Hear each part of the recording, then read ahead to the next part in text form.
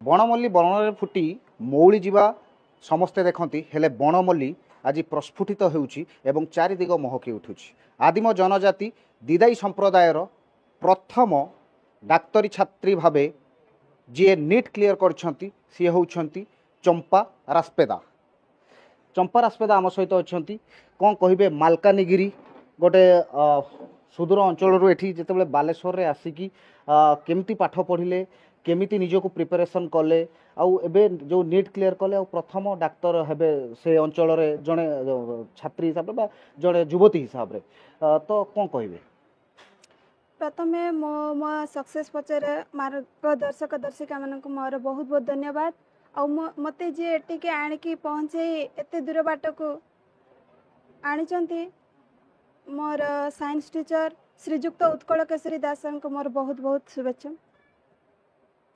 मु चंपा रास्पेदा Malkangiri district Korukonda block अंतर्गत आमलीपेड़ा grammar जड़े डिडाई समाजर डिडाई कम्युनिटीर मो जड़े छुआ जे कि प्रथम नीट्र 5टा टेम्परे डाक्तरी पढ़ापी जाऊँ। गोटे सेपट अंचल माने केमती कौन शिक्षा क्षेत्र में केमती थाए, केमती पाठ पढ़ार व्यवस्था थाए? आमरी अंचल जेहेतु अर्थर अभाव तो जेतिकी संभव से माने गवर्नमेंट स्कूल रे ही पढ़ते। गवर्नमेंट स्कूल प्रथम श्रेणी रू 10म श्रेणी पढ़ते, तापर हायर स्कूल गला बेलू से माने तांकर अर्थ अभाव जो से माने पढ़ी पारंती, अधारू रही जाती।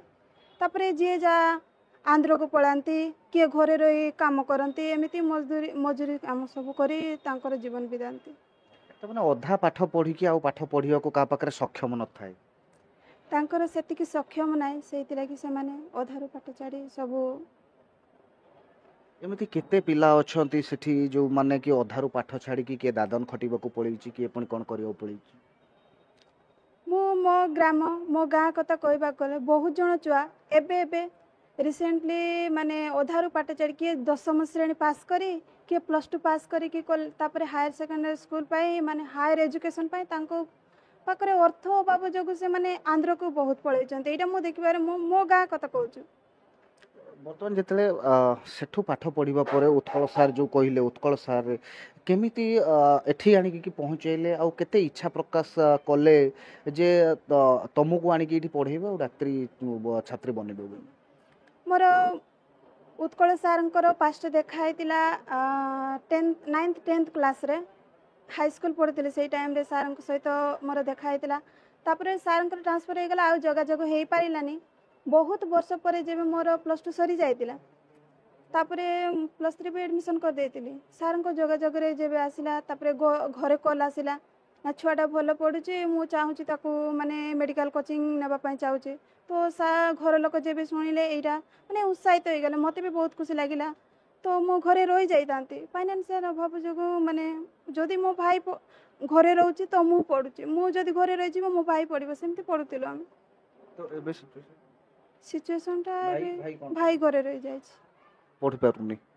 से कोन पढ़िया को चाहू? से पढ़िबा चाहूची, मु भी भल रे जानि। केते पिला तमे भाई भौणी बापा कोन करंती? बाबा जा जंगल काटी के पड़ चाष करती, और भाई 4 जन, भौणी 3 जन। समुदाय केते 9 जन? आगे बाबा माँ 9 जन। केते जन पाठ पढ़ी घर भितर? घरे भाई भौणी समस्त पढ़ी। मो भौणीटा रही जाइतिला, गाँ रे पढ़ुतिला, से घरे रही जाइतिला 2 वर्ष होची से स्कूल जाती। से रहउतिला, मो पढ़ुतिले, मु रही जाइतिली, से स्कूल जाइतिला। तापरे साराणी की मते एठी कला परे आउरी टिके माने सिचुएशन टा टिके बैलेंस। केते जन अधारू पाठ छाड़ी चंती भाई भौणी को भितर? फर्स्ट मो दीदी मो भौणी जे से टोटाल पढ़ेनी। काहे पढ़िनी? से टाइम रे पैसार अभाव थिला, आउरी हमर सियाड़िका लोक मानती जे जी फास्ट झील चाहे पुओ चाहे हेले भी ताकू घरे रखती, पुओ चाहे बा दियंती, घरे सब संभालती, से सब गोटे अंधविश्वास रही। आगे तो सेति बड़ झील पाठ पढ़ी पारला ना? तापरे आउ के पढ़छन? तापरे भाई ଭାଇ ପଢ଼ିଥିଲେ, ଭାଇ ଏବେ ପଢ଼ୁନାହାନ୍ତି। ମୁଁ ବି ପଢ଼ୁଛି, ସମସ୍ତେ ପଢ଼ୁଛନ୍ତି। କେବଳ ଜଣେ ଟୋଟାଲି ପାଠ ପଢ଼ି ନାହାନ୍ତି, ସିଏ ହେଉଛନ୍ତି ଯିଏ ବଡ଼ ଭଉଣୀ। ତ ଆଉ ସମସ୍ତେ କିଛି ନା କିଛି ପାଠ ପଢ଼ିଛନ୍ତି କିନ୍ତୁ ଅଧାରୁ ପୁଣି ଛାଡ଼ି ଦେଇଛନ୍ତି। ସେଠୁ ମାଲକାନଗିରିରୁ ବାଲେଶ୍ୱର ଉତ୍କଳ ସାର୍ ଆଣିଲେ। ବାଲେଶ୍ୱରରେ ଏଠି କିଏ ଆପଣଙ୍କୁ ପଢ଼େଇଲେ, କେତେ ତା ପାଇଁ ଖର୍ଚ୍ଚ ନେଇଛନ୍ତି ନା ମାଗଣା ପଢ଼େଇଛନ୍ତି? ସେଇଠୁ ମୋ ସାଇନ୍ସ ଟିଚର ଉତ୍କଳ ସାର୍ ମୋତେ ସେଇଠୁ ଆଣିଲେ। ତାପରେ ତାଙ୍କରି ଭଉଣୀ ଶ୍ରୀମତୀ ସିଧୁମତୀ ଦାସ ତାଙ୍କରି ଘରେ ରହି ସେ ସବୁ ଖାଇବା ପିଇବା ସବୁ ବୁଝନ୍ତି। ଯେତିକି ବହିପତ୍ର ସବୁ କିଣା ଇଏ ସବୁ ଖର୍ଚ୍ଚବାର୍ଚ୍ଚ ସବୁ ସାର୍ ହିଁ ତୁଲାନ୍ତି।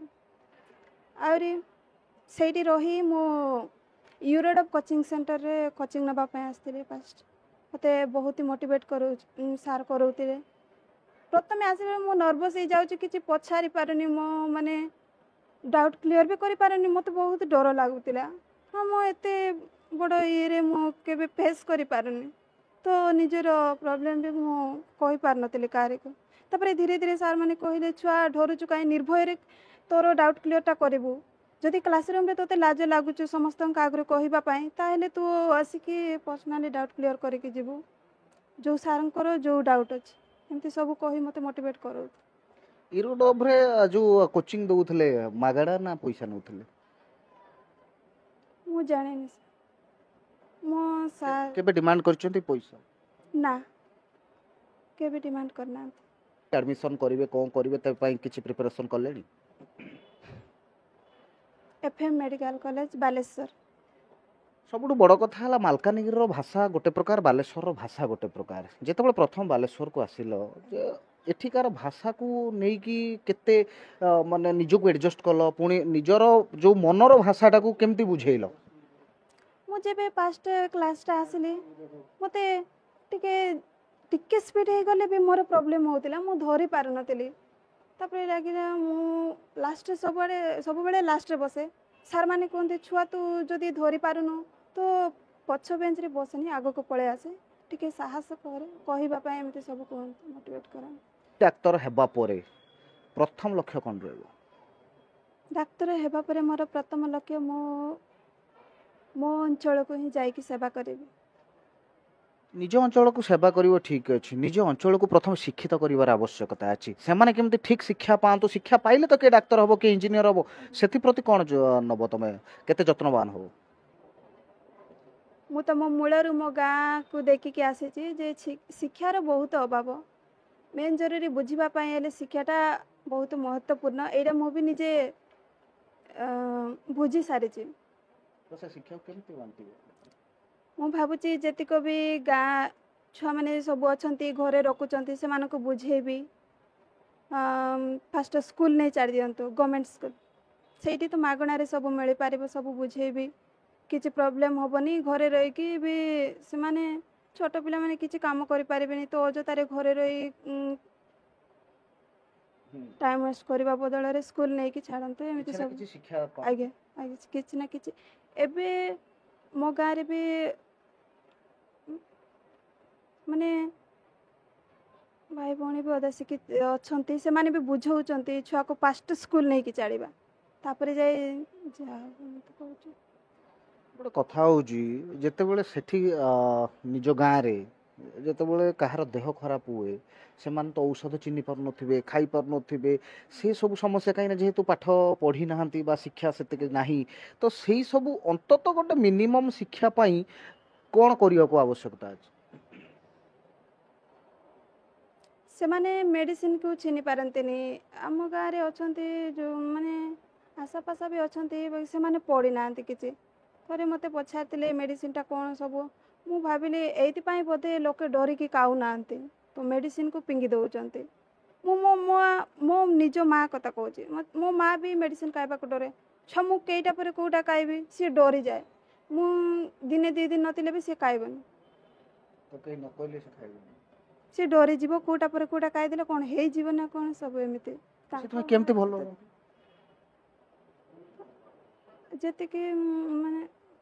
ଯେତିକି ଶିକ୍ଷିତ ଛୁଆମାନେ ଅଛନ୍ତି, ସେମାନେ ଟିକେ ପଚାରନ୍ତି, ଯଦି ହେଉନି ସେମାନେ ସେମିତି ରହିଯାଆନ୍ତି। କାହାର ସିରିୟସ୍ କଣ୍ଡିସନ୍ରେ ଡେଥ୍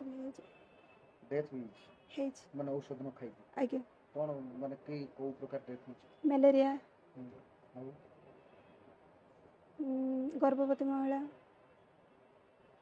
ମାନେ ଔଷଧ ନ ଖାଇ ପାରିକି ଡେଥ୍ ହେଇଯାଇଛି। ସେମାନେ ଜାଣି ପାରୁନାହାନ୍ତି ଜ୍ୱର ହେଇଛି ମାନେ ଆମେ ସେମାନେ ଭାବନ୍ତି ଯେ ରାସ୍ତା ତ ଠିକ୍ ନାହିଁ ଆମେ ଯଦି ଜ୍ୱର ହେଇଥିବ ତାକୁ ନେଇକି ଯିବା 30-40 କିଲୋମିଟର ମେଡ଼ିକାଲକୁ ନେଇକି ଯିବା ତାହେଲେ ବାଟରେ କେଉଁଠି ଅସୁବିଧା ହେଇଯିବ ନା ତାର ପ୍ରୋବ୍ଲେମ୍ ହେଇଯିବ କ'ଣ ସେତିକି ନଉ ଆମର ଟାଇମ୍ ନଥିବ ସେଇଥିପାଇଁ ଆମେ ଡାଇରେକ୍ଟ ପାଖରେ ତ ଗୁଣି ଗାରେଡ଼ି ଅଛି ସେଇଠି ଦେଖେଇ ନେବା ଏମିତି କୁହନ୍ତି।